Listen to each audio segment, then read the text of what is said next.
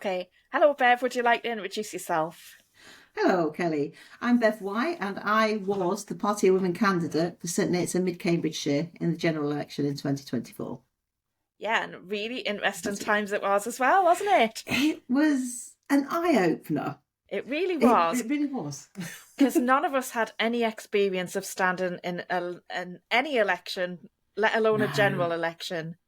no, and I don't move in circles either. I have no friends who are politicians. I have one or two, I think, probably do local parish councils. Yeah, I don't have any friends like that either. Nah, it was all new to me. The first hustings I went to was the one I was in answering Yeah. questions for. So, yeah, I think we did really well, didn't we? I had four hustings in total, and they wanted, apparently they were going to put five on in this area. I mean, two of them within my town. We're supposed to be the largest town in Cambridgeshire, but it didn't warrant two hustings. If they'd done a third, it would have been a nightmare.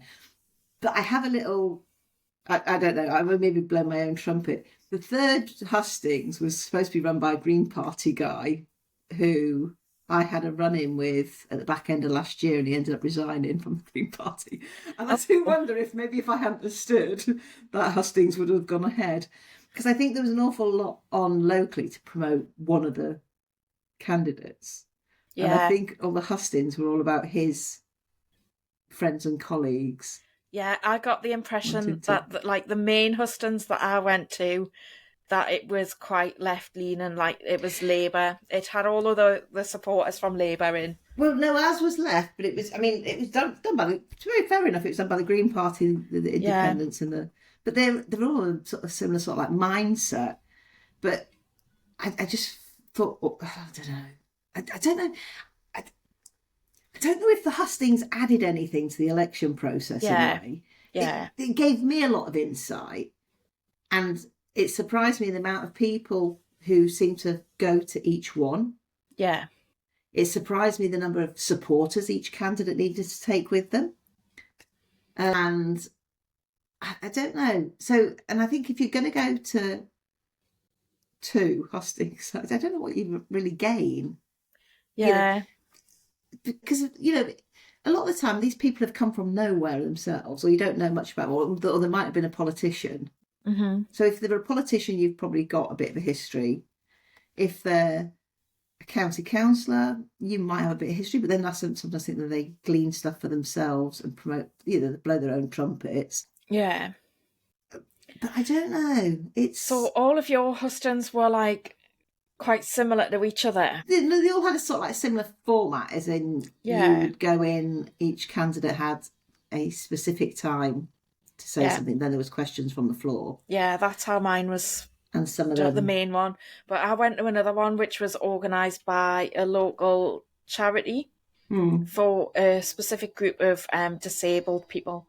And that was a right. very small hustings, and there was only three of us there Oh in terms wow. of candidates. Because I think And the that, audience was quite small as well.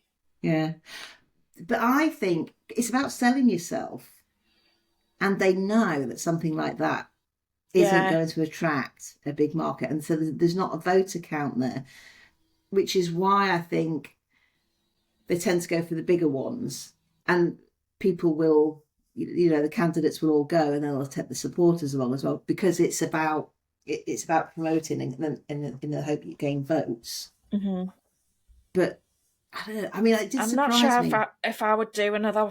If I had my time again, I'm not sure I would do another one. If I did do one, I would definitely have to get it filmed, because that would have had a lot more impact had someone been there to film it. I must admit, of the four I did, three of them were filmed. Yeah, just because Um, it was a snap election, and it was really difficult to get the supporters there from in that short space of time, and because there was two candidates in the northeast, we didn't have time to really recruit loads of women. So it was women that were already new, and so the yeah. group that me and Liz had were split.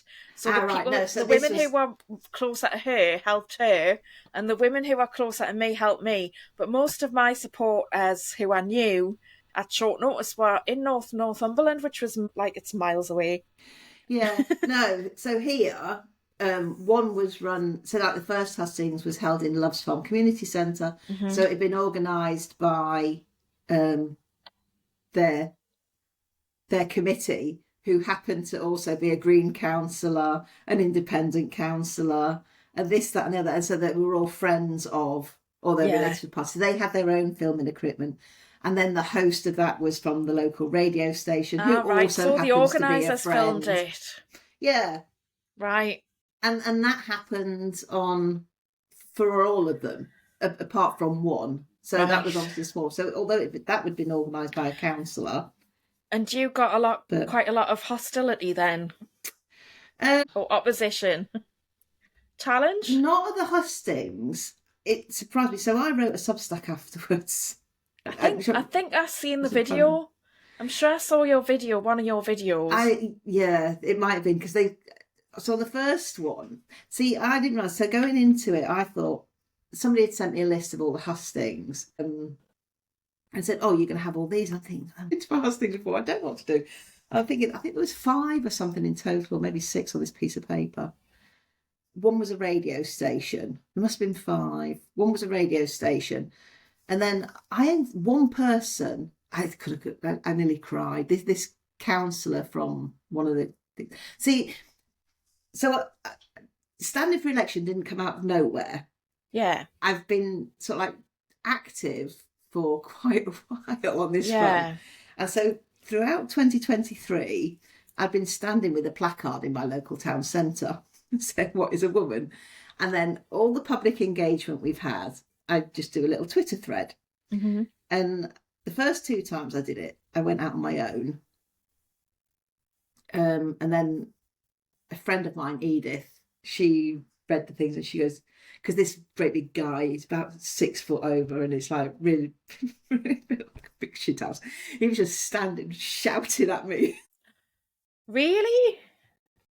Shouting at me in the town, said, "Oh, I'm a transphobia," and it's like this, that, and the other. His nan, because he lived with his nan, and his nan stood behind him at one point looking at him, and I'm thinking, God, is this how he talks to you? And then she's sitting there sort of like, roomy eyes, sort of like looking at me, and it's like, oh God. Yeah, so he stood screaming at me. So I tweeted that, and then Edith says, "You're not doing this on your own anymore." Yeah. So she came I don't think that's wise. The thing is, if you know Cambridge, you probably don't know Cambridgeshire. Cambridgeshire, no, I don't. No, and so St Neots is right on the far west. It's about 20 miles from Cambridge, so people don't like coming out to. Yeah, don't like coming out of Cambridge. I have to say I'd never heard of St Neots before until you stood for Party of Women, and when we had difficulty getting our leaflets printed, and so we had to get our leaflets printed down in St Neots, and I was like, and I'll never forget that place ever again, even though I don't really know where it is, although I did look on the map at the time. It's quite a pretty little town. Dying, so but... that was quite a saga, wasn't it? That was, because I mean, even I'd had problems, because I think most people had leaflets. Most people, because were you one of the women that had you had a printer lined up and then they cancelled? Yeah. Everyone was going to use my printer and then she said no. But there were a couple. There were a couple of us, weren't there, that had printers lined up, and then they said no, and then somebody found another one, and then was that you who had 2 that printers? That was me. So I had one, and she said, "Oh no," because she works on her own. So I can totally get why she said no, because she would have had to put her address on, and she works from home. So you don't want to put your home address on that. And then she recommended someone else who said yes until it was like a Friday night or something. She said no, and I was like, so I'm not going to be able to get anyone till Monday. This is ridiculous. And so then I think that was a massive issue. But she said no because she said, whilst I agree with you, some of my customers might not, and they might not like it if they think that I agree with you. Yeah. But you do agree with me? That. Yeah, but I can understand. I mean, the first company I phoned up, I think they were a small company, because I wanted to use something sort of like fairly localish. So the first company I phoned up, and I felt like I had to explain that we're standing for party women, you know, Yeah. we're in favour of free speech, we believe in biological reality, and this, that, and the other. And some people don't like it. And you might get targeted. You might get some pushback. And then I send them a copy of the leaflet through, and the first one said, you know, they were really nice. And this is, you know, we agree with you. We've had a look at it, but we can't afford to do it. Yeah. And another company said, just for my run, that we'd be at the top of their limit, and they couldn't maybe get it out in time. So they turned us down on that front. But this is, you know, good luck as well. And then I tried this other company, and I explained it all to them again, that you might get hassle for it. And they said, but it's the election. And I said, yes. And he says, so it's got post office approval? Yes. I said, yes. He said, so why are we going to get hassle for it then? Because it's been approved by the post office. And I said, well, because people don't like us, what we're saying. And they said, send it over. And they got back and they said, we can't see what's wrong with it. Yeah. We'll print it. And so then I think I put my order in. I think I put mine in on the Thursday, and and it's going to be for collection next week, because it was we had a very tight window, didn't we? Oh God, yeah. By the time under the cosh, weren't we? Yeah, because everything was so dum dum dum, wasn't it? And it's like, I mean, Posey did an amazing job on her back team, didn't she? I mean, I don't know how she did it. She was supporting us. She was supporting us. She had a Zoom every night at 6, supporting us for at least an hour, and then doing her own campaign as well, and then getting turned down. And yeah, well, it was some of the nights when she finished us. I've got to go because I'm doing turf talk or something. And then she was doing a live afterwards. I know. I'm just going to go now because I've got to eat before I go and do something else, another meeting. I was just like, I must admit, I did have a new level of respect for Posey at the end of this. Yeah. You know, because sometimes I think when you watch, you just think, how the hell? I mean, because I went to the very first Let Women Speak at Speaker's Corner. Yeah. And you know, you just mumble along the background. And I can remember because I met this woman, I don't know if you must have seen us on the tracks, called Marcia Matthews. No, I don't think so. Her name comes up. She's on loads of, because I met her. She's American, and she was over from America writing a book, and she was just sat at the Marble Arch. And I went over and started talking, and then we were putting leaflets out on the road, and then they did the speeches, and she said a poem. So, you know, so I did a couple of those before, but I'd never wanted to get up and speak. A friend of mine got up and spoke at the first one, and it's like, and you just think, you know, I just don't want to go, and I don't want to be front and centre. I don't need to be. I'm quite happy to just go and do a bit of stickering and leafleting or what have you. And I don't know. So you always admire her tenacity and the fact that she's got the drive to get out and do it. And you know, she worked non-stop. I mean, I was like, I mean, I was really struggling to sleep, so I was getting up in the middle of the night and starting to WhatsApp people and stuff. And then I was waking up really early, and then I was like, you know, getting support off my team. And I was on holiday as well. So oh yeah, you were at the beginning, weren't you? Yeah, so that was like pretty. So I was basically campaigning from Slovenia, and I was on so like my husband doesn't travel, so I travelled on my own with a company that does like group stuff. So I was pretty much... Because you fell over, didn't you, at one point? Yeah. Did you fall over? I was pretty famous in that group because everyone was talking about me. I basically packed last minute. I forgot to take a handbag, but I had my Party of Women canvas bag for some reason. I've got no idea. So I was using that as a handbag, and of course everyone's, oh, I like that. And people were asking me about it. And then it got round, you know, that it was like Chinese whispers. So I had loads of women asking me about the issues and stuff like that. So I didn't get any rest. So what? When people are asking them what the issues was, I mean, are you getting sort of like questions in return? Are people asking you questions? Are they interested, or are they just sort of like, oh, it's that, and just bigot walk away? Or...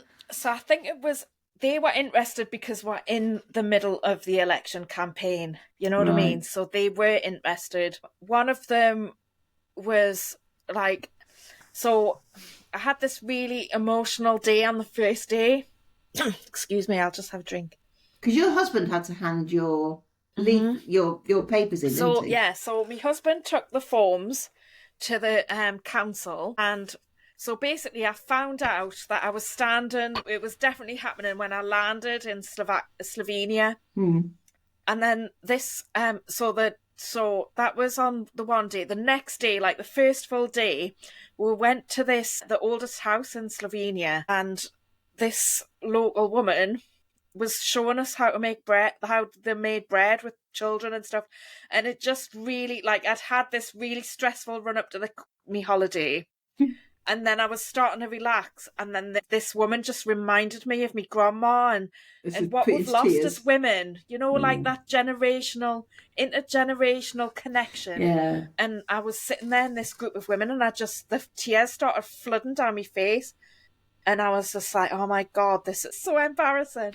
And so I'd had this emotional day, and then this woman had got wind of me bag and my election campaign, knew I'd been upset that day, and then started on me at the night time. And she was like, oh, so what's this campaign about? And I was going, well, it's about women's rights and safeguarding children. And she was like, oh, but it's about trans, isn't it? And I was like, well, it is and it isn't. Do you know what I mean? It's more about women. And that's like, it. Trans, we don't want them, do we? And I was exhausted. I'd been emotional. I wasn't in the right place to be able to talk to her properly about it. And I was like, well, no, that's not, because when you say trans, it's not just one kind of person. No, but I think it's interesting. And she really went at it. It was horrible. I think it's interesting that we've been groomed to stop thinking about women. Exactly. You see trans, and it's not about women, it's about these. But these people here... But it's not about them, it's about women's rights. It's about centering women. People just don't see it at all. But what you said was like, oh, we don't want them. And I was like, well, no, because like there's some really vulnerable children involved here. Yeah. But I wasn't able to articulate that in the moment, do you know what I mean? So... But I think sometimes... It was really difficult. And then later on in the week, I had this other woman who came over, and she told me that she was a social worker and she'd been working with trans children. And do you know what she said to me? You better have your facts right before you go saying all these things. And then she walked away, so I didn't get a chance to say anything. And I was like... But I think sometimes it's probably... I think sometimes it's not worth saying anything. It's probably best to ignore it. She had to go at me because, well, what had she been doing? Yeah. She's got to, hasn't she, really? But what made you then stand? So when sort of like... Because I mean, obviously Pose has been asking... Kelly, I should say. Kelly J's been saying for years, you know, if not you, then who? Yeah. And then they obviously had the... local elections, haven't they, in March, when she just got the party going? Because I think you know, for the last year she's been sort of like saying, if not you, then who? I'm getting this party going, I'm getting this party going. And it just sort of seemed like, I'm getting this party. It just felt like a long thing that wasn't going to happen. What made you decide to stand then? So I'd heard about all the things that were happening at all the events. So my first event was in Newcastle, and obviously I knew about trans, but I didn't realise the harm that was going on for women and children. So when I went to that Let Women Speak, and I heard the Newcastle event that I was at, there was a lesbian talking about the cotton ceiling, which I didn't know what that was at the time, but obviously... Have you read that report? No, I don't think so. But it was the women's voices, though. And then my friend got up, who I was with, and she was talking about her son, and he was she'd fought to get him into a special school, and then she got him in, and there was flags everywhere, and she was like... Oh. And then, what else? They were talking about care, and how it wasn't about anybody trans, it was just about men working in care. And so that's really horrendous. WDI's had some really good people on talking about care. So there was a real mix of speakers, and then from that I just wanted to know more, and I found out more, and then I felt like I had to do something. And I tried to persuade my friends to do it, and they were like, no, not on you, Nelly. And I was like, well, it has to be me then, doesn't it? And then I saw, and I was like, should I not? And then I saw the 5 candidates, and I think it was the local elections.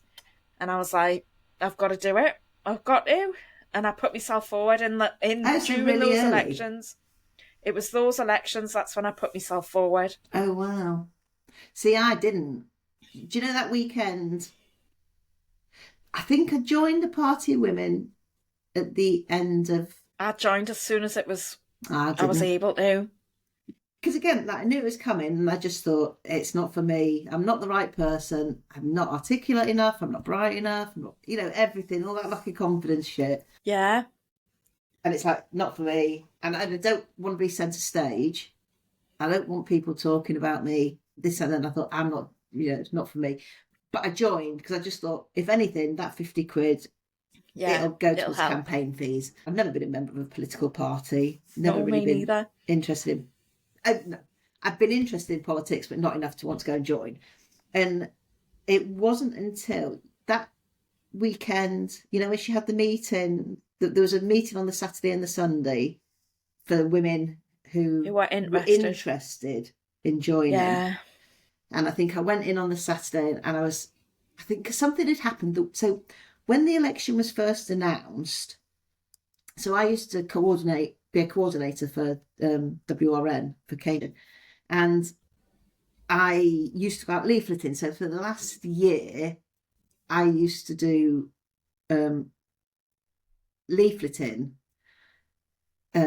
once a month. I'd go out with the Cambridge women, normally in Cambridge city centre, but we did Camborne, a couple of other towns around, and then I'd go out with the Hearts women, organise their leafleting. So 2 weekends of the month I was out leafleting on a Saturday, and that was great, and I really liked it. But when the election campaign then was announced, I said to the Cambridge, let's go out every 6 weeks for the 6 weeks up to the run up to the general election, because we had at the time 6 districts within Cambridgeshire. Yeah. With this election, they sort of like made St Neots and Mid Cams, so we've got 7. But I said, let's go out to every single town in the area and just push the message, because even though WRN isn't Party of Women or this, that, and the other, you can say to people, ask your MP what they think of the political candidate.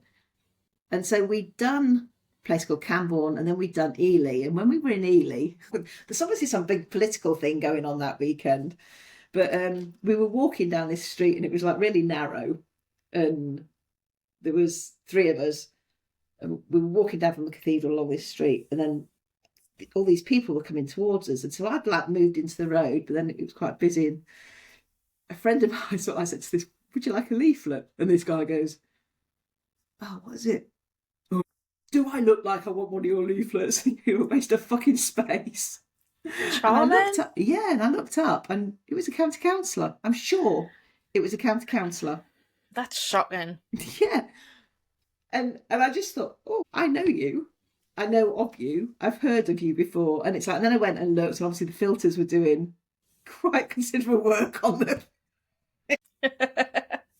And anyway, that made me think. And so then I think on the Friday, that was on the Saturday. And then I think on the Friday I went out with some friends, and I said, shall I, shan't I? And they were sort of like, I don't know, poses, controversial and this, that and the other. Yeah.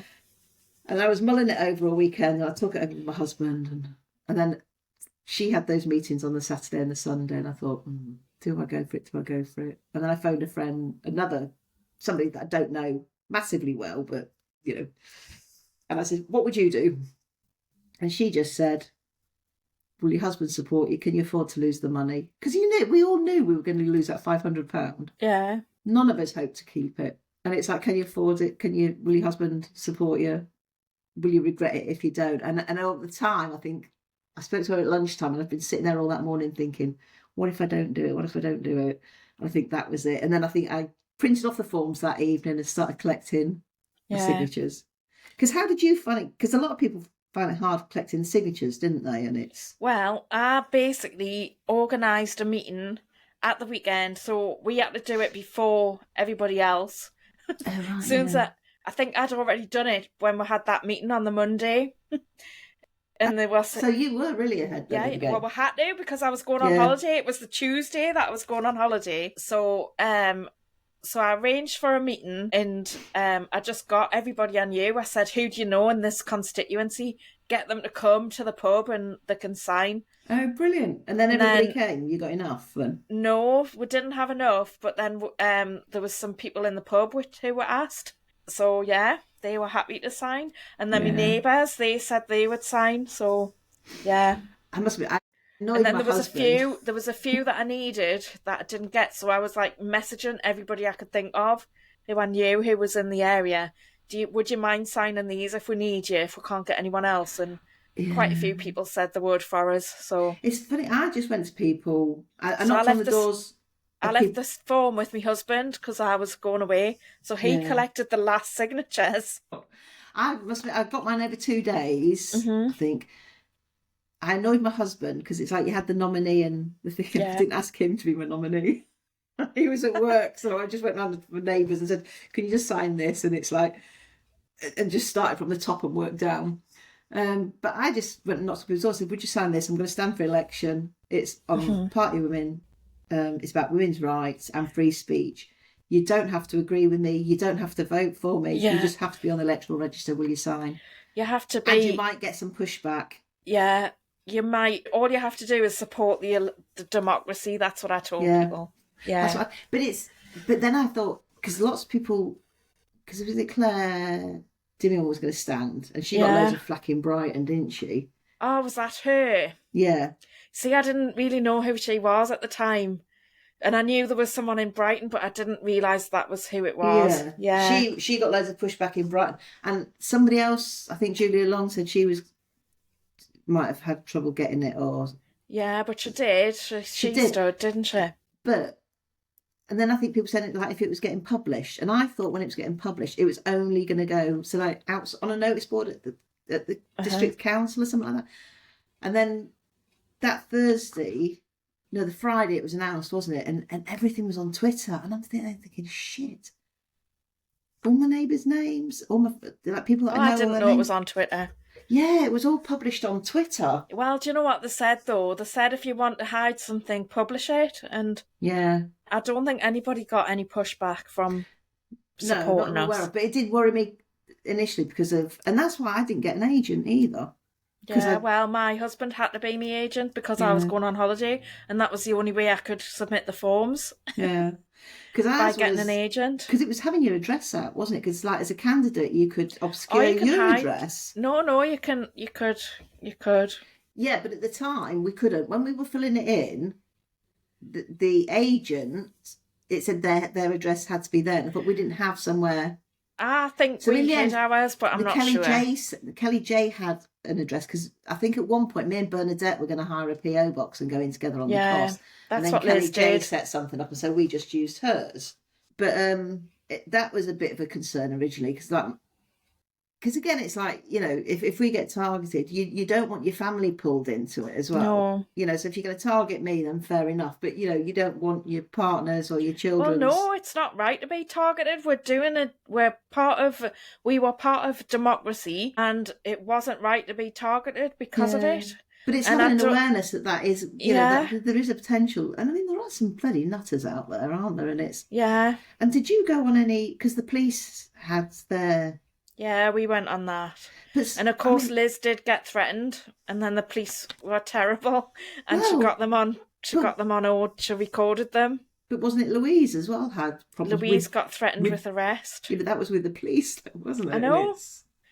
I know. And so you just think, you know, it's, but who'd have thought, hey? I mean, I know you said earlier how old you were. Like, I was 57 on the last hustings. I'm thinking, Well, I'm 47. I'm coming up to 48. so I think, you know, I'm a decade older than you. But if somebody had said to me, when you're in your 50th year, heading towards your 60th, you're going to be sitting there going for an election to Arguing argue about what a what woman is a is. woman, and then some little jumped up. Oh, I want to swear, but I better not. No, you A can friend swear. of Edith says her husband always knows when she's been to see me because she comes back swearing. I do have a bit of a pot mouth, but it's yeah. I don't know. It just it's just so astounding, isn't it? Really, and then you've still got. I've got some. Do you know what? And I had. Did you get much pushback on social media? Yeah, I got targeted a little bit, but it was all about my leaflets. So when I picked up, so we got, as I said, we had issues with the leaflets, and we had to get ours delivered. Now, Yes, most because I was going to people, run them up the country, wasn't yeah, so I? most people got them delivered from the printer to Yeah. Royal Mail directly, but because it was so far away, he said he couldn't do that for us. So we got ours sent to our PO box, which was a virtual office, Mm. and I picked them up from there. So I got them Oh, on right. one of those, those trolley things that Yeah. you pile boxes on. They had some of them, so I wheeled that into me up to my car because I couldn't park anywhere near the place, and loaded them into my car, and then we took them to the Royal Mail. So how much While they further were, did you have to go then? How it's far not did you have far to go? away. All right. It's not far away. So I took a picture of the boxes of leaflets in the back of my car, put that on Facebook, and that was the one that got all the vitriol. Like, I Oh, mean, right. it was just awful. And I had this woman screaming, like, going, brush your teeth. And I was like, what's that got to do with me leaflets? Like, she got really personal, like calling me old and stuff. I'm like, I'm 47, I'm not that old. And going on about the leaflets, because they said about the language being removed Yeah. from maternity services. Well, you haven't had a baby in the last any time recently, have you? And stuff like that. It was just really personal. And I I would must, never ever speak to anybody like that online. It was just vile. So I I just must say, it blocked them. didn't really get personal.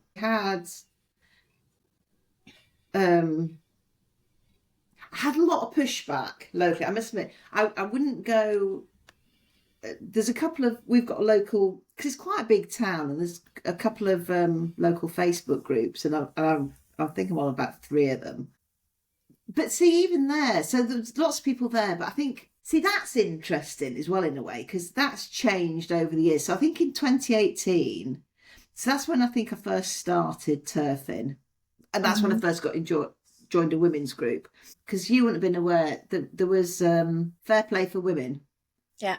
had a campaign against self-identification when it was out, and there was loads of leaflets then and postcards that we were putting out, and it came to the end, so we'd been out, and again, very first time we went out, I was thinking that was it. We went out to Cambridge, and then at the time we were sitting there, we met in this woman's garden, and I'm sitting there thinking, oh my God, everybody was like really nervous, and we wasn't sure what reaction we'd get because you'd sort of like heard of things online, and you hear. And 2018, it was quite, people were getting banned off social media at the time for saying stuff, and Mumsnet was just starting, I think, to sort of like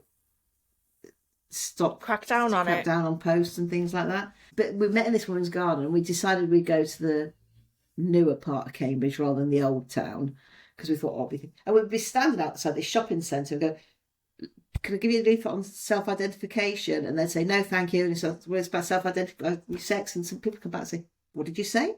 But nobody knew anything about it. No, they And wouldn't. the week we went to Ely in the week Karen White, it was all in the newspaper about this guy who would call himself Karen White, that he'd sexually assaulted somebody, and he was being put to a female. He'd been put into a female prison, and he'd sexually assaulted somebody again. And I think that was it. That hit the newspapers. And that week, loads of people came and spoke to us, and they all knew about it, and they were all horrified. And then 3 weeks later, we ended up going back to Ely because we'd been doing other towns in the other intervening weeks. We went back. Nobody remembered it. And I think that was because it was chip paper, isn't it? So what happens now, it hits somebody's consciousness and it's gone. Mm-hmm. Now, when we go out, so that was 2018. And I think I started leafleting. Me and a friend used to go out. Yeah, have you seen a lot of change since you started? Yeah. Do you think more people are aware? Yeah. I mean, when we first started going out proper, I think when WRN started, maybe that was 2022. I don't know. Me and a friend used to go into Cambridge and we'd sort of hand leaflets out. And I'd be 21. We'd have pushbacks. We spoke to a counsellor one week who happened to be a TA, and she's like, yeah, but it's good in school, it teaches children this. And you think, you haven't got a sodding clue what you're talking about. And then, like I said, in 2022, I was going to do what was a one-off in my town. And then I got loads of pushback from a councillor online. And so then I think when Posey then went to Australia and New Zealand and had all that kickback, that's when I then started going, I thought, right, I'm going to start doing this regular, weekly. And did people see it? Had people seen that? That's really good. Well, that was me weekly. So from then, but people would come up and say, you're horrible, this and that, you know, poor men and this and that, and they'd know a little bit. Lots of people have said my leaflets were hateful, and I was like, well, what do you mean? Which part of them? And then they wouldn't respond. No. And then... Like, what part of it's hateful? Yeah. But nobody ever told me which part. But Edith then started coming out with me. But she said the other week, even in that year, that she's only been coming out for sort of like a year regularly. But she says she notices a difference from those first couple of weeks when she first came out to people coming out now. Yeah. I think I've seen a big difference just from the election to now. Yeah. Like, everybody knows about it. Yeah. But it gets wearing, I think, going out. I think we started going off. It was been weekly for 6 weeks. Yeah. Until the local election. That's intense. But I hadn't checked the papers and there was no local election. We didn't have any around here. It was everywhere else, but not here. But it did the job. But I think because of the pushback we'd had in that 6 weeks, because I think I'd got I had a county councillor online tell me I was hateful, and so a friend of mine said, "Put a code of conduct complaint," and so I did. And then it turned out he was sat in the cafe with the leader of the council, who is an educational psychologist by trade, or who was. I don't think she's no longer. I think neither of them came to talk to me. No. But they're quite happy to put on Twitter that they're hateful. I just thought, so why is this bloke going to put it on Twitter? You won't come and talk to me. None of them will engage in any sort of like conversation, will they? No. And they'll say things like, well, not everybody agrees with you, but they won't engage in the debate. They'll start slagging you off, they'll call you names, but nobody will have a conversation with you. No. And that's what then gives you the courage in some ways to go on and keep doing it. Because it's the people, you know, I mean, I've had councillors that called me a bigot, they called me a Nazi, or adjacent to a Nazi, akin to a Nazi, whatever it is. What, because women's rights are about gas and Jews? Because they don't understand. They don't understand. But they're not interested in finding out either. No.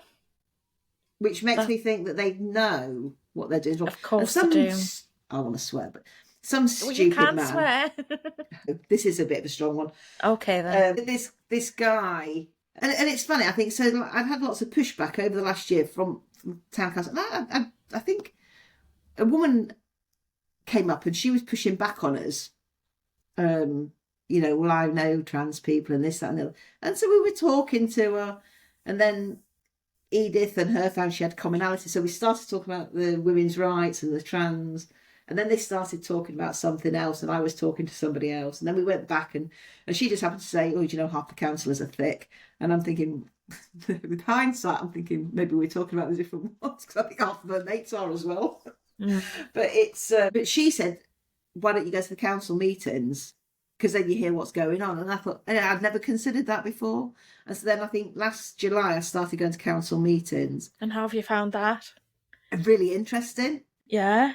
Because you realise it's only a town council, but I've been writing to the town clerk about things, and we finally got a meeting, but then nothing happened. And so then it was going to the meetings and looking. I think you quickly realise my town council, it's in factions, and I'd say there's 3. Somebody else says there's 2, and it's like, so I think if you see that in the town hall, then it's obviously going on behind the scenes as well. Yeah. But then there's been a couple of things. So there was something about toilets. So I could stand up and say something about toilets, about them making the changes, and then about the importance of having single sex. Yeah. Which then caused a councillor to go online that night and say hate was allowed in the next following one. What? Because you want single-sex toilets? Yeah. Hate was allowed to be spoken in the toilets and this in the council chamber and blah, blah, blah, blah. So that was September, but I didn't find his tweet because he didn't tag me and he didn't tag the council. So you And didn't so see I was it. looking for something and I came across this tweet in the October and put in a code of conduct complaint. And then the stupid man said, I wasn't talking about her. And I thought, but if you go to a full council meeting, all the councillors have seen all the minutes. There's nothing coming up at a council meeting that should be a surprise to you because you would have had all the minutes from all the little subgroups throughout the month. I didn't realise at the time you're not supposed to go and introduce anything new to a full council meeting. If you want to do it, I don't know how you get it put in. There doesn't seem to be a way to get anything added to the agenda unless you're in the council. But I stood up and spoke about something that wasn't on the agenda, which was the importance of single-sex toilets and the fact their Equality Act was wrong and it hadn't been changed. So I'd been alerted to the fact it had been wrong for 9 months and they hadn't changed it. So it could only have been me that he was talking about. Yeah, because you didn't follow procedure. Yeah, and then I found a load of videos online of him sort of like sitting there going, let's get this done, kick the turfs out or whatever, and it's with Green Party. And so I said, well, it must have been me because, and here's a load of videos of him saying, so he knows what he's talking about. He doesn't want us, he's against women.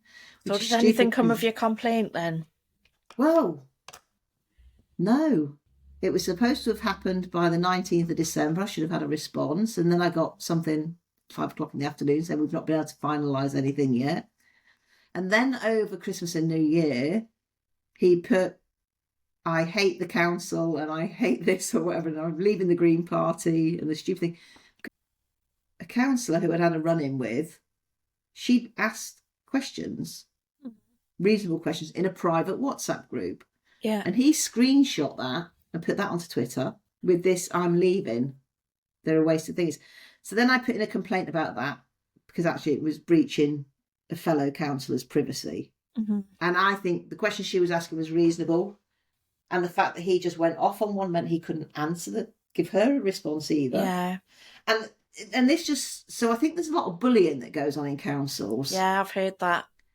Yeah. To get people to go out. And I think people are scared.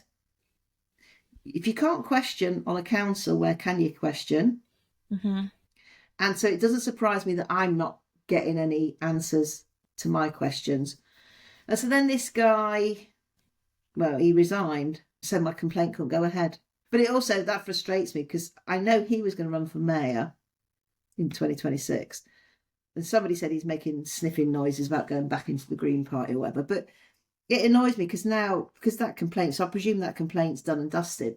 Nothing happens. So he can then go and rejoin the Green Party and he's got a clean record. Rather than that he's a dick. But maybe he hasn't. Depends how it works, doesn't it? Well, I think he was probably pushed. Yeah. I think he was pushed. He wouldn't have gone voluntarily, I don't think. So something went on behind the scenes, I think. Yeah. Yeah. But it's the same. Sometimes you do have to read between the lines. They're not going to tell you. No, but it's the same. See, for the election, there was another guy, a Liberal Democrat this time. He burnt my leaflet. So when we first... Yeah. And this is it. So he's on council in the same area. So when the election was first announced and the candidates went out, and we were just on our way to Norwich because Let Women Speak Norwich was on the Saturday. So we were just down. We were going camping there that weekend. And again, it's like, so I got this text from this guy, never heard of him, and it's like, Standards Party Women, where's this? Where's your leaf? Where's your posters? Where's your Facebook page? And I think, fucking hell. And it's like, nothing, I've not even considered all of this stuff. But you don't have to. No, but it's like, where's this? Where's the other? Where's the, we've got this hustings, will you come to it? And it's, do you know, but he said something, I can't remember now without looking at my phone, but at the time it just made me cry. And we were just going down the A14 to Norwich. And I just said to my husband, I said, I wonder if he'll be like this in like, once he's read what Party of Women are about. Because I've just gone from a year of my counsellors sort of like ignoring me or telling me that I'm hateful and I'm a bigot and this and then this counsellor is just like, hi, welcome to the general election. And it's Because he has to. no, I don't think he did. But he does, though, because No, I don't think it's he a did. democratic process, and if they don't treat you well in democracy, No. I think he didn't have it. And actually, funnily enough, because he why said something do you think before, he did then? because it didn't come across as that, but it was just not. I think there's a difference between it just felt friendly and it felt genuine. Do you think it was because now you're important? At No, first, I you were don't. just a woman. No, I causing think him he problems. probably went the same to everybody, Right. in a way. But I think some of the other approaches I had, you could see it was sort of like stifled, and they'd done it. So he was the first one who'd actually contacted me. I think all the other hustings, me or a friend ended up contacting them and saying, Can I come? you need to invite us. Yeah. But no, I think there was something else. There was something else he said in that tweet, and it's like I said, I don't know. I'm listening here or something if you want. And I think he probably said the same thing to every single other candidate. Yeah. And it's funny, and at the time I thought, I don't trust you enough, I don't know you. So he's trying to be reasonable and I I'm your think friend so. and I'll help you. Yeah, but actually, no, but and I didn't take him up on it. But then actually, after the thing, I did sort of phone him up and say, can I meet you for a brew and have a chat? Oh, and we don't agree on this topic. Yeah. But you can actually, at least be civil.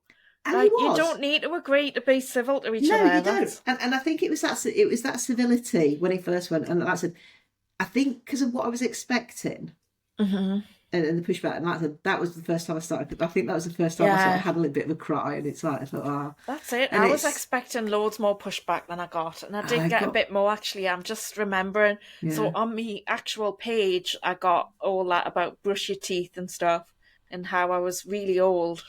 Yeah. And then on my actual personal profile, someone I knew not very well started having a go at us for.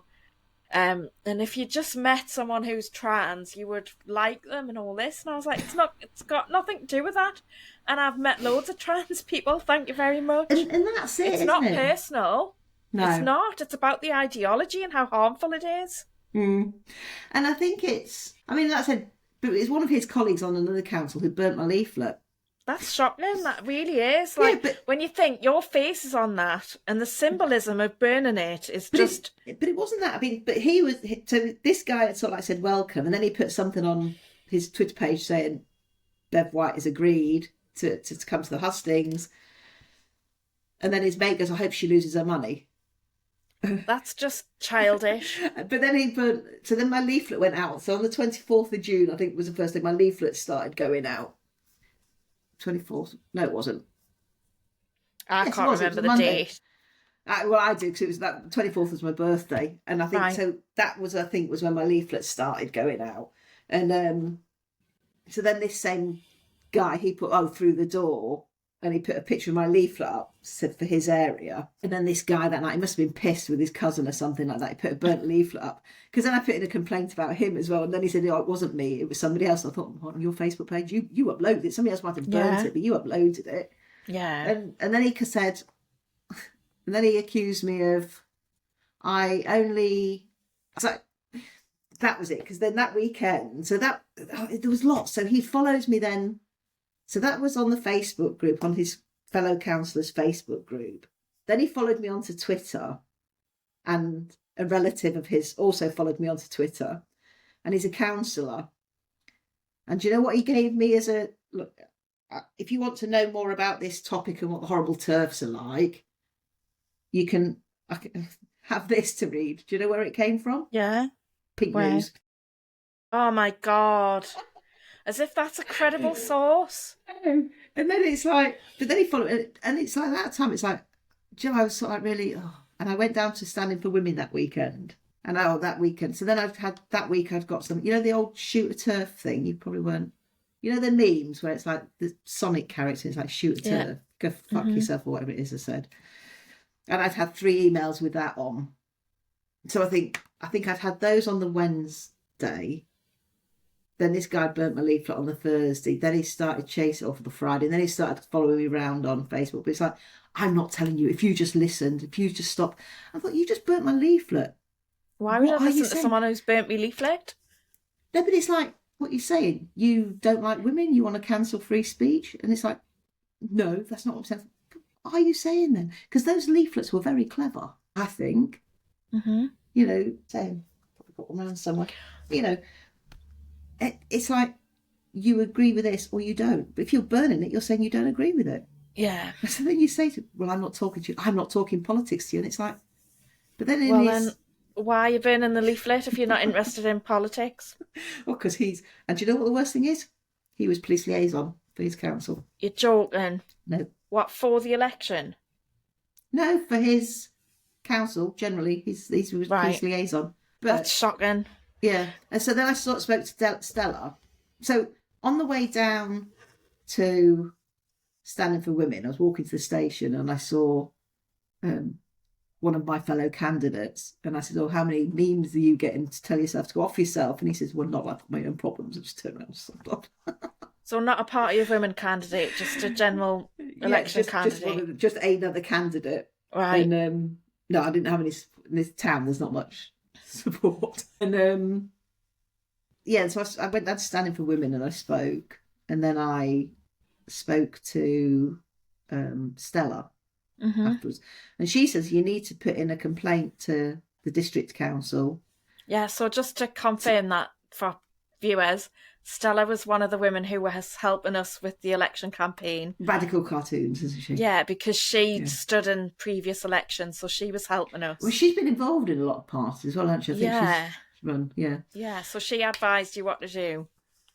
So she said, complain to his council, complain to the Liberal Democrat Party, complain to the police, and go to the media. I thought the media around here isn't going to be interested. They just wouldn't touch it at all. They just don't want to touch anything. And I thought the police seemed a little bit too excessive. They don't want to sort of like be oral. Anyway, so I put in a complaint to the district council and the Liberal Democrats. And then I was talking to somebody else and they said, no, you need to do it also to his parish council, because that's you, by going to the district council, you've jumped a level of the complaints process. Right, you have to follow the process, don't you? So I think that was the Monday I put it into first. So then on the Tuesday I put it into his parish council as well. Anyway, part of his thing was I only put in a complaint about his behaviour because he'd complained to the police that my leaflet was hateful. And it was only because I'd made a complaint to the police, that he'd made a complaint to the police, that I made a complaint about him, so mine was tit for tat. The police have never spoken to me. Even now, I would never have known. He said made a complaint to the police. That's really bad behaviour in the election. Like, you know, it's supposed to be, like, you're supposed to be adults. And, you know, I shook everyone's hand after after they announced the winner and everything. And we had to get up on the stage. And I think I was live on the TV and everything when they announced it to everybody. Did you I shook everybody's hand afterwards. No, I didn't have to speak, thankfully. I did, but I hadn't practiced speech. No, we didn't have to speak at that. Just the winner, the person who won, he spoke, but I didn't. Everybody on ours. I don't think I would have. It would have been really. I mean, there was 9 candidates in my constituency. Oh gosh, okay. 9. There was a lot. I think we had 6. Yeah, but it's everybody spoke. So I think because we were in a hall with the next area to us, because we've just been formed, so we joined up with another one. So they went at 4 o'clock in the morning, and ours went about 3:30. But we all got to speak. But I hadn't prepped anything. right. I think it was just all off the top of my head. Yeah, But it wasn't bad. that's good. But then it's afterwards, isn't it? Because just before. Oh, I should have said this. No, because it wasn't. Because Kelly J had said, if somebody can go sort of like this at a thing, or like, was it like this or something like that, and fully pet face, I'll send you a bouquet. But it wasn't till afterwards, I was walking around and thought, oh, could have done that. I missed that. Yeah. Like, I think ours was announced about 2 o'clock in the morning, Oh, and God. by that time I'd lost the will to live. How'd you- Like, I've been there 4 hours waiting for them to count and everything, and it was really gosh. interesting, but Yeah. it was like slowly interesting. Do you know what I mean? It Well, took so long. I didn't. I mean, the count was not what I expected. I wasn't going to go at one point. I just thought, oh, do you know what? not really bothered. I don't know, what am I going to do? It's not like we're going to be getting hundreds and thousands of votes or anything like that. And it's like, we're not going to get elected. Well, this is the thing. That's what people were asking us. Well, how many would you be happy with? And I was like, I've got absolutely nothing to benchmark this against. I've got no idea how many to expect. Well, I knew I was getting 3. Do you know what I mean? It's like, I had maybe 5. I don't know. Like, there was 9 candidates, and I beat 2 other candidates, so I didn't come last. So I didn't beat any. Okay, I did come last, but it didn't bother me because actually, but I tell you something. It was the fact that we got to spread our message. Yes, and it was 54,000 households of like 500 quid, and you just think you can't beat that, really. Exactly. And I think there's a district election coming up soon.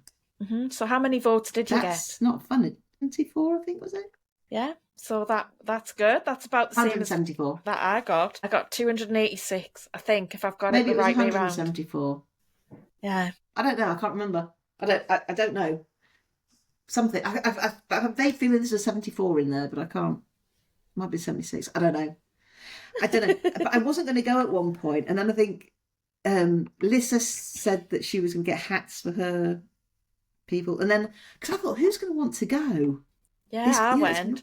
But I got supporters to come with me as well. I had 3 helpers. I was surprised that people want to go, but then I had one friend who came with me. She'd been in the Labour Party for years, and she goes, I've been out. She goes, 2 of them. She goes, we've been out leafleting and everything for the Labour Party. We've never been invited along, and they said they'd love to go. I had a woman who funded my leaflets. She came along. Another woman who I thought hoped could turf, but maybe she wasn't the right place. And then Edith, obviously. So I think there was 5 of us. Oh, that's a good amount of support. Yeah, but it's it's just like the experience. We're never going to get to go there again. We're probably never going to get to experience it again. Well, I might, because I might just go and phone up the election office next year, be a count or something, maybe the next time they do it. Are you not going to stand again? Do you know what? I'm tempted. I think I do things a bit different. Yeah, I think I am. So Liz had a local election for North Jesmond, so I helped her with that campaign. I went to the count with her, and it was done like in about 20 minutes. Yeah. Because there was obviously a lot less to count. I'm exaggerating. I can't remember how long it was, but I was expecting to be there for like hours, and we weren't. No, I think a local one is a lot quicker. I mean, ours finished at 5 o'clock in the morning. I got home at 6. That's a long night. I fell into bed. Were you there from 10 o'clock as well? Yes. No, we had to be there from 9 o'clock, I think. Yeah, we started at 10 and I think I got into bed at 2 o'clock in the morning, so... But I tell you something, I tell you what was interesting, is the people who come to talk to you. Because somebody, when we were going in, says, because we had ours in Duxford Air Hangar, so it's a big museum. Yeah. And ours was in a sports hall. It's got this balcony, so it's like a big air hangar, but then there's a mezzanine. And the balcony was over, so all the radio media people were up on the mezzanine, and they can look over into the hall, but they're not allowed on the floor. Yeah. And somebody says, "Be careful sitting under the banner, under the mezzanine, because the media people try to listen to what you're saying." Yeah. We just sort of said, "Well, we're not bothered." We just sat under it, and we thought we're not going to say anything. Yeah. But some people, I mean, they're there for the night. And it's like the great big hampers in. Did they bring their sleeping bags? No sleeping bags. But they're bringing these massive, great big trucks in, and with all hampers and food and things like that. I mean, the council had laid on a coffee and tea wagon, and it did cakes and whatever. And I think we took a bunch of grapes with us and some caramel bars, and it's like that was it. And I think it was less boring for me than for the people who came with me, because people would say, "Oh, can you come off for an interview every now and again?" Yeah, and I didn't get interviewed. No, I did. I had this one woman. I can't remember where she's from, which paper, one of the Cambridge ones. But one of the papers, was it a local paper? But what is a woman then? And I said, well, it's the body that can do that has a female development pathway and can do large gametes or whatever. And she just says, okay then. And I thought, that's not going to get paper, is it? But then somebody else came and said, when we first went in, he says, "Oh, are you Party of Women?" And I said, "Yes." And he says, "Did you know that there's district elections next year coming up and mayoral elections?" And I thought, oh, that's interesting. But I thought, but that's the fact. It's like people are telling you that, and it's like that was So they from want somebody you I to wouldn't have stand. expected Yeah, it to so have that you come think they from. want you to stand. Well, I don't know. Don't know. Why are they telling you? And then somebody else then comes, well, you know, we used to sit in meetings and, you know, we'd have this person coming up and they're saying I'm trans and this, and they take up all the meeting or most of the meeting. And they think, and I said, well, did you say anything? No. No, because they get special But I special said, well, yeah, privileges. but I believe you. And I'm thinking, and then I think, well, what have you said since? You've got a job that's sort of like, you could say something. Have Yeah. you? No. No, I don't. And but then it's like it's what is interesting as well is like whose back he was going to pat in at the end of the thing, and I think that's the things as well. It's the little things like that you see. I think standing. Yeah. And it's all that manipulation. Who's scratching whose back and who's friends with who. Yeah. And somebody said to me at the beginning, the councils are sexist. And he said, why are you going to want to vote for a man who's sexist? And look for the people who are friends with the sexist. Yeah. I think, well, and I think, you know, you've seen some nice little lines coming up, but it's, I don't know, a lot of manipulation, isn't there? Yeah. Personal manipulation, and then you think what goes on then behind the scenes as well. Yeah. So overall, did you have a positive experience? Yeah, I think so. I do stuff differently. Social media, I do Yeah. that differently. That was hard work. Yeah. Oh, and did you get the amount of blooming pledges? Yeah, all those They were emails. relentless, What do you weren't think they? of this? What do you think of that? I just didn't reply to any of No, them. I didn't. But even just putting them in the bin, Yeah. it was like, did you get many emails? Did you telling you that you Yeah. were a liar? Yeah, I And think I'm still getting them to that account, but I don't look at them. I must admit, I I did haven't at had them. first. I thought it was interesting at first, but then it was just like 6 different people sending the same email about the I same had subject. no. I had one from the one that Kill the Turf thing. I had one from this John the Sexomancer. Kind of about gelcanating or something like that. I don't know. John the Gelcanator. I don't know. It's like weirdo, and it's like I read it half of it, and I thought, oh god, I can't be doing with this. I sent them to the police in the end, Yeah. just like some of the abuse that sort of women get, and it's this guy and an officer I just did have wrote sorry. some people who were pushing back through email as well. So I had a couple of people say, "Do not come to my door and put your filth through it." I was like, "Wasn't me. It was the Royal Mail. Sorry, haven't been to your house." And then someone else. He started off pretending to be supportive, and then he turned. Yeah. Said that he was questioning his gender and what about this and you're hateful and all the rest of it. And I was like, no. Yeah. And I ended up blocking him because yeah, it wasn't very nice. It was very manipulative. Yeah. I had a couple of sort of like sitting there saying, you're a liar. And one morning, I must admit, I woke up at 6. And I think I sat on the computer at something about 6:30, and I was on it till 2 a.m, just answering stuff. And because like you had to be just really careful. Because even now I'm sitting there thinking any of the emails I wrote could be published. Yeah. And I, you know, so you just sort of had to sort of be really quite careful what you say. But then like local social media, I probably spent too much time on that. Yeah. Answering questions, and some of it was like. Well, it was good that you got questions. I didn't get any. I didn't because a lot of it just calling bigot and things like that. But yeah, again, that surprised me because again, when these councillors had put on the hustings, it's transphobia was spoken or whatever. They've not answered, so I wrote to their. That was funny. So it was transphobia, and so I wrote to the Loves Farm Community Association, and this guy got back to me. He was really nice, and he says we've got a meeting tonight, council meeting. I'll put it forward to them. And then he got back to me the next day and says, oh, this wasn't us, this was another group. This is that. And I thought, okay. So he couldn't wait to get it shoved off his plate quick enough. But while it was on his plate. That was on the actual video, wasn't it? Yeah. Is that right? That was you, yeah. So then it was, so then I wrote to them and I thought, I bet it's going to be this councillor is going to be on that group. So I wrote to the chair and I didn't get a response. So then I put something on Twitter, didn't get a response. Added something to the video, didn't get a response. And in the end, I wrote to these two councillors, because there's a video on the Hunts Post, one of our local papers. The other councillor, another councillor who's ignored me, is videoed, is pictured. So I presume he was videoing it and editing it as well. Right. So I wrote to these, and they're both district councillors as well. So I wrote to them saying, oh, you're both on this committee and you were both involved with this. Can you ask the person who did the editing to explain? I didn't hear back from them either. That's shocking. That's really bad. Yeah, because it's how them, dare isn't they it? say that about you? And it's right.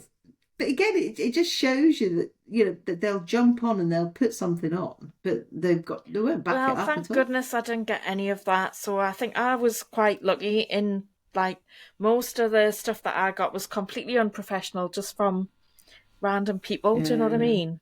But it does your head in though, doesn't it? I mean, after a bit, it's like, I how mean, you do it? the final weekend before the election, that I got really upset that weekend because I was away for the weekend. I'd planned this weekend away, like June 2024, and I planned a holiday and a weekend away, and then they called this snap election. So I couldn't do any campaigning, but I was at this retreat, so it was like camping. Yeah. And there was like loads of workshops and stuff. And I was in the middle of a workshop and I looked at my phone and I wished I hadn't, because that's when I saw these messages of this woman who was going on about brush your teeth and I was about to eat something and I couldn't eat it because I felt so horrible because she was targeting me and I felt it was just horrible. Yeah, it makes it personal, doesn't it? So it was really ideas, personal. And I was like, and who else is seeing this? And you're calling me like names? That's just completely wrong. And I would never ever treat anybody like that, let alone, do you know what I mean, someone I politically disagreed with. I just wouldn't do that. It's just a horrible thing to say. I did find it relentless. I think because, like I said, because I live out in St Neots, which is further. Most of the people I know are sort of like Cambridge. But this is all online. So yeah, but there's nobody sort of like local then that's sort of really supported me. There was, although it was interesting because there was about 3 or 4 women. So I said I'm on a couple of Facebook groups, and on the first day I had something coming through. I said, this is something you need to do for you, and it's like tagged, and it's like, oh God, here we go. And it was pretty relentless for the first, I think, from after my candidacy was announced until the hustings finished. I think it was fairly relentless on the local Facebook group. And I think so some women joined, and I don't know who they were. I think they're probably using anonymous names, but they came in and helped and answered some of the questions. Help me answer some of the questions. Yeah. But it's every day you're on there. It's like, and again, you have to think of how to phrase it. Yeah. That's not going to be offensive. And then they come back and challenge what you've said. No, a lot of them weren't. Were they not? You sit down. There was a couple of men who would, but you'd have women say, well, I'm a nurse and I don't care. But what about everybody else? Yeah, exactly. And so, or then, well, that doesn't happen. So then you'd throw a bit of research, a bit of a newspaper article, say, it does happen in this country. But that was fairly relentless. So I wouldn't, I think next time, if I was going to do it again, I wouldn't do it on the local pages, because then the women I do know that would have come and helped, where they won't go and sign up to a they're not interested in joining St Neots Facebook group. Yeah. They'd come onto my page maybe and help. So I think next time I'm not going to go on the local. If you want to ask me any questions, come here. Yeah, exactly. I think you do need to control it.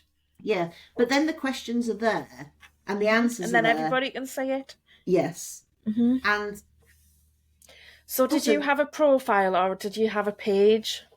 I've got my own Facebook page, and then I added, I suppose it's like a business page to that. You can do 2 different ways now. So you can have a profile, which is what I've got, but then it's a professional profile, and then you can have a page or a profile. So I actually set up a profile for me Party of Women, but I could have set up a page, and they work slightly differently. Yeah, I think I've got, because I think my own personal account, I mean, that's blocked. I only have family and friends on that. Yeah. And I think I culled a lot of people going into this. There's so many more people on there now that I know Yeah. and that I've met. Yeah, I got blocked from a few Um, people I know when and I then said I was standing. I've lost most of my friends that I had from years ago. I don't really give a shit, but it's I'm quite. Well, Thing I've made is, loads of new ones, so I'm but that's not just worried. it. But it's like I'm not, and I'm prepared to lose Hmm. more. To And I just stand up think, for women's rights, isn't it? And child safeguarding. yeah, and that's it. But it shocks me that people don't see that. Yeah. And I think, even today, it's like, well, what do you mean with this? And it's like, oh, but somebody said to me the other day, well, you're not oppressed. I thought, it's not about me. I'm not saying that I am. Yeah. But women as a class are. Yeah. And Exactly. just because It's I'm about not, it doesn't mean it's somebody about else all isn't. women. It's not just about us as people, like as women. Mm. But I think, do you know what saddens me is a lot of people say, oh, yeah, I know. I agree with you. Hmm. But they won't speak out. No. Yeah. And what's worse is the people who are just letting their kids, they'll say, oh, yeah, we know it's going on and we don't like it in school, but the kids will sort it out. No, you can't leave it to your kids. But they That's are. not. Yeah, They are. they're Because trying it's. to learn, aren't they, how to deal with conflict and stuff like that at that age, and they'll avoid it. But how do but if the parents aren't dealing with it, if the kid's going home and saying, we've got to share toilets with the boys now, Hmm. we're all in the same and I don't like it, and the parents will sit there going, well, deal with it. Yeah, that's You not know, right. No. but for these trusts, the teachers, the schools, everybody else is sitting there going, yeah, that's okay. We're not considering the girls because we've been taught not to. Hmm. And then a parent goes in and says, well, my kid doesn't like this. And the schools are sitting there going, well, that's tough because we've been told. Yeah. And I just think, when are people going to engage their brains? But Hmm. if everybody's scared, if your MP doesn't want to talk about it, your district councillors don't want to talk about it, your county councillors, your town councillors, if everybody at this level is calling you a bigot, It has to come the from more parent people. isn't going to go Yeah. you cannot leave it to the kids to You sort out. It's can't. not fair. No, it's not. But and I think that's what frustrates me sometimes is people just bury their heads. And I get people are busy. Yeah. People have got jobs. You've got kids and grandchildren and working, whatever. But I just think, even we spoke to a woman last year, no, earlier on this year, and she was saying, I tried not to let it bother me when it was my toilets at work that weren't mixed sex. And then we're sort of like encouraged to put pronouns on our emails. And she was, I thought I could just about manage it. And, I was just thinking, but she was, now they wanted to change the toilets in the girls in my daughter's school. And she was, Hmm. and she said, if I don't say something about for me, Hmm. how do I expect my daughter to stand up for herself? Yeah, exactly. So did And she stand up then? I think she was going to. I think Good. it was seeing us. Yeah, it does empower other people to do the same, doesn't it? Yeah. It's really I'll tell you good. one thing that did make me laugh though. Somebody contacted me when I was standing saying, like I said, beginning of May, we went out. Me and Edith was campaigning in our town. I had our sign up, and this woman said, "Oh, I saw this woman in town," and so by the time I'd got to park, then she'd gone. Do you know? It's anything to do with you? And I thought, oh, that was me. And she was, I'm looking to join a women's group, and I says, you try not to be biased. Well, obviously, there's party of women who do standing for women. And then, like about half an hour later, I got a text back saying, "Oh, I've joined X group that wasn't standing for women." Or whatever. And I thought, "Oh no!" And I think that's the downside, isn't it? I mean, I've gone through. I don't know about you. Did you hit the ground running, as in ultra? It took me a while to learn about it all, but yeah, once I saw the damage, then yeah, pretty much. Yeah.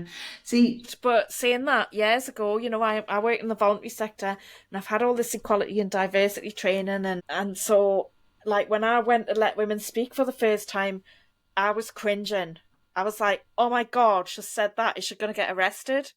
Yeah, Like, you know what I mean? That, and I was like, well, where's the line here? I'm not sure. yeah. So I felt really uncomfortable when I first went. I was like, hang on a minute. Right, why am I uncomfortable?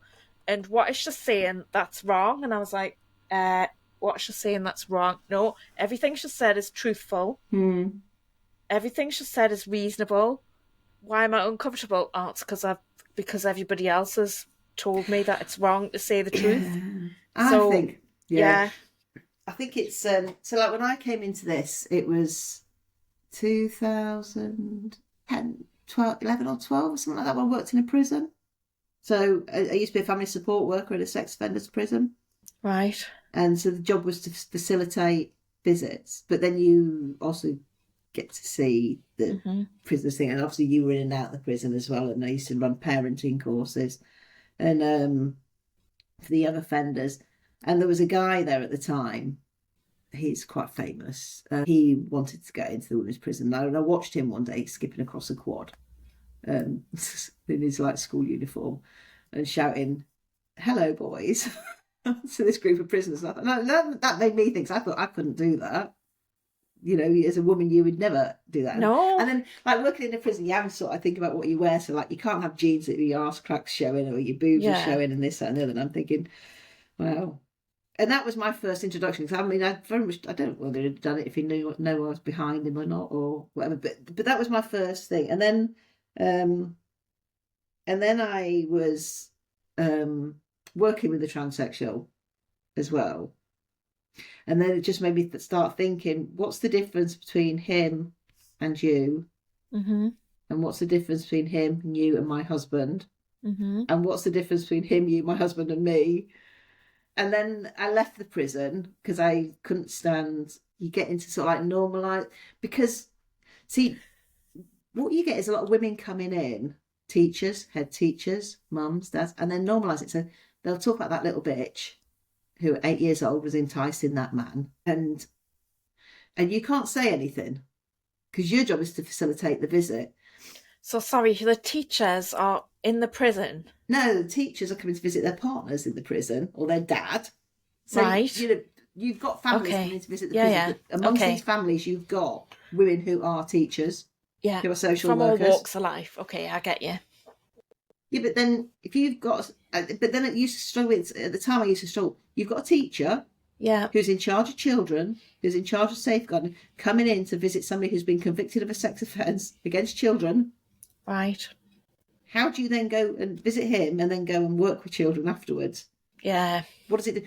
But then when you've got somebody else coming in and saying, that little bitch, and if she was enticing him, and that little bitch turns out to be an 8-year-old girl. Yeah. You know, and I think this, but then she's got to call that 8-year-old a bitch in order to rationalise Being what he's done and coming in to visit. But I think, nodding and smiling along, and I just want to sit there and go, it's an 8-year-old child. What do you think?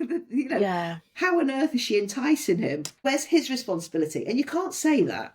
Yeah. And I used to think sometimes, because you're suppressing it all the time, it just feels like you start normalising it. And it's one That of the must be a really difficult job to do. I don't think I could do that. It's one of the reasons that lets me leave it, I think, in the end. But I think I know people who stay for years. Yeah. So that was what your career path was then. Yeah, but that sort of like, but all that all tied in, that was my thing. But then I think, and then you think, this isn't wrong. Then I was talking to this transsexual one day and his partner. And I left that with more questions than what I had answers. Yeah. And they'd answered, don't get me wrong, they'd answered a lot of questions. But I still had more questions. And I think then I went away. And it's like, I think you have to desensitise it. So then I think I found Magdalene Burns. Yeah. And somebody called Peach Yogurt. Don't know. She's a Dutch woman. She's a Dutch lesbian. And she's just disappeared. I had a look the other day for videos of hers. And it's like, and then you try and listen to theirs. And then you get, like, there was books and whatever that were being recommended. And then you read Mumsnet. And that was it. And then because when I left the prison, I went to a college. and that must have been about 2015, and LGBT was just coming out, and I Yeah. was helping. So I used to do math support, and I I had some spare time, and I was helping this woman. So she was trying to find equality stuff, and there was this LGBT, and I was looking at well, what is the T there? And then you have a look, and I went onto the I remember going onto the Stonewall site, and there was some rugby player. I don't know. I can remember there's something dodgy about him afterwards. So he'd been heterosexual, married, found out he was gay, cheated on his wife, something like that. I don't know. But he was a rugby player, and he used to do speeches. And I thought, that's not trans, that's gay. Yeah. And so then you go back again and try and find a different route to find out what this trans was. And there was nothing. Yeah. And so then I thought, well, what is it? So then that's then when I went onto sort of my Mumsnet and then started reading around and buying books and things like that. And so I think what you know in your head is inherently wrong Yeah. about, trans is just born in the problem. You know it's wrong, but you can't articulate it. Yeah. Because I think, you go on the training front, you have the safeguarding, you have the equality training, and you have this. But the safeguarding training contradicts the equality and diversity training. But you're not. And I've only just realised that. But you don't care because you've got to do this thing in your lunch hour, and you've got an hour, and then you've got 10 minutes to eat your sandwiches. Well, no, you see, I used to go on day courses about like a day for each one. Yes, when I was at the college, regularly, it wasn't like every that. 2 years, I'd go on a course which would lasted a day. I had one in the prison that was a day, and I bought up. Do you remember Every Child Matters? Yeah, yeah. And I said something like, every child matters unless it's in the interest of an adult. I got pulled into the office the next day and got a bottle. Did you really? Well, that's right though, isn't it? It is, and it still is today, I think. Mm-hmm. But I think, you have to have that bit where you desensitise. So I think you get indoctrinated into thinking a certain way. Yeah, you do. And I think reading all the turf books, reading a biology book, reading this, that, and watching Magdalene Burns, whatever, it desensitises you. Yeah. And I think for some of us, you need, or de-indoctrinates you, and I think you need that, don't you, sometimes? Yeah, I certainly did. It's not you need to see it from the point of view of a woman. And it took me a while to start seeing it from the point of view of a woman, all the time properly. And now I can't see it any other way. But it's also how to articulate it as well. Yeah. To somebody else will come and say, well, it's just about trans. And it's giving you the confidence to say, well, actually, no, it's not. It's about women. Yeah, and that's why we need women like Kelly J, who is good at getting the message across simply in as few words as possible. Do you know what I mean? Yeah. Yeah, and that's who grabbed my attention first. It was her. She wasn't really on the scene when I first started. Yeah.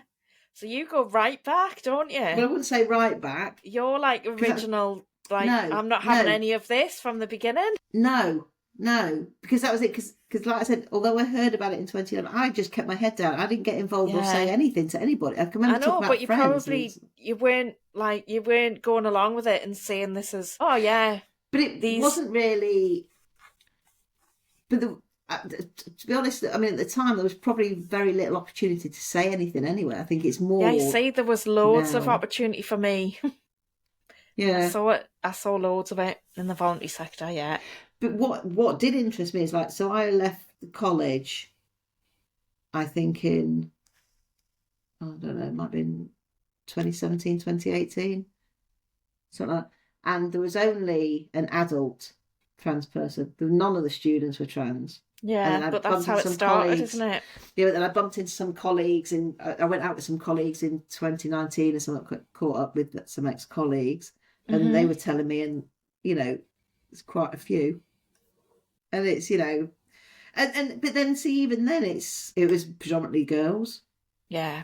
That were, and then I just think, well, why? It's a social contagion, isn't it? But people, but where's the adults? They're not saying anything. Mm-hmm. They're not even engaging their brains and thinking. This wasn't here last year. Mm-hmm. Why is it here this year?